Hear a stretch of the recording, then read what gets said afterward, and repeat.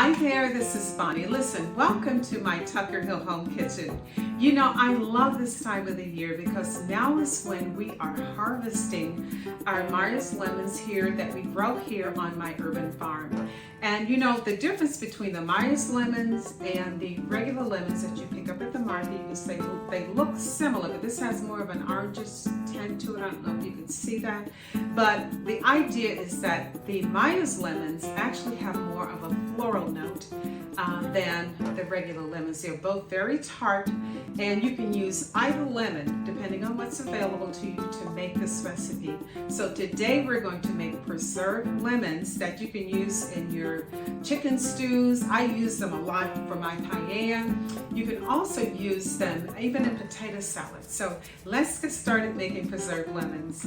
Okay, so to get started, you're going to need lemons, of course. You're going to use 3 to 4 lemons depending on the size of the container. You can either put them in this size container that I have here. You want something with a tight seal, or you can use a much larger quart size if that's what you have available to you. But you need a little bit, make sure that you have something that's large enough to be able to house or to hold the lemons that you're going to be putting in here.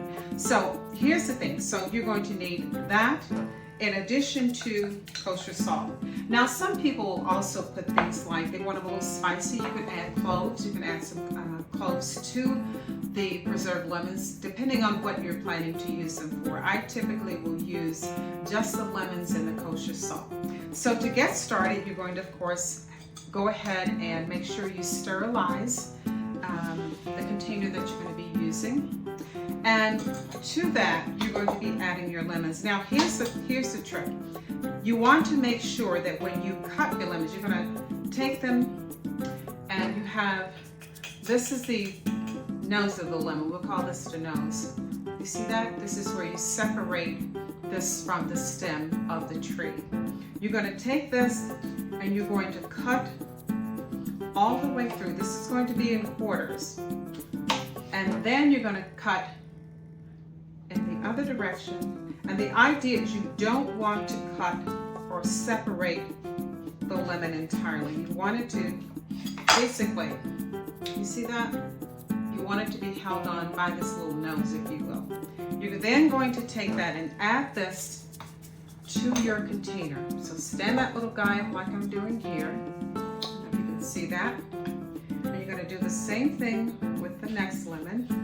By the way, we're going to assume that you've gone ahead and washed and dried these lemons. You want to make sure that you clean them before you start working with them, because you don't want to preserve bacteria, right?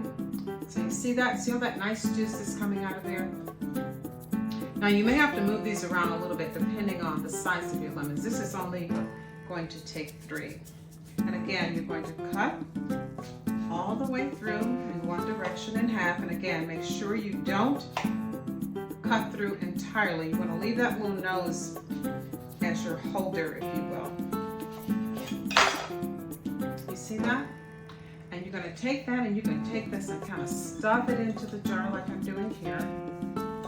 And to that, now if you're going to add your cloves as an additional spice, now is when you would want to sprinkle that in. And then you're going to add 3 to 4 tablespoons of kosher salt. That's the 3rd one, and that's the 4th one. And once you do that, you're then going to take your container, you see that I have here? You're going to press it down. I love these types of containers because they give a nice tight seal. You see that? You're going to do it just like that. And I've gone ahead and done one. You can see the juice is starting to collect at the bottom, and that's what you want. So initially what you're going to do is take this and turn it over, and occasionally flip it back and forth so that all the salt is dissolved in the lemon juice, because what's going to happen is that salt is going to cause the lemons to release all of the juices. Now some people also put a little bit of sugar. It really does depend on what your preference is, but if you do sugar, you don't want to do more than a teaspoon. So you're going to flip this back and forth. Normally what I'll do is I'll leave them on a counter for a couple of days. You see how that's dissolving? This is the one that I did before. And you flip it back and forth, back and forth.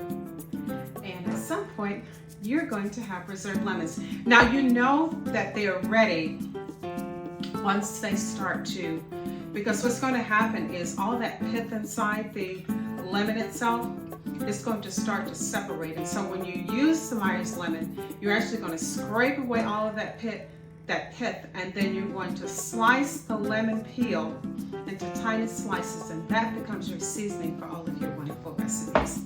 So that's what we have. So listen, remember to subscribe to the channel because we have a lot more content that's coming.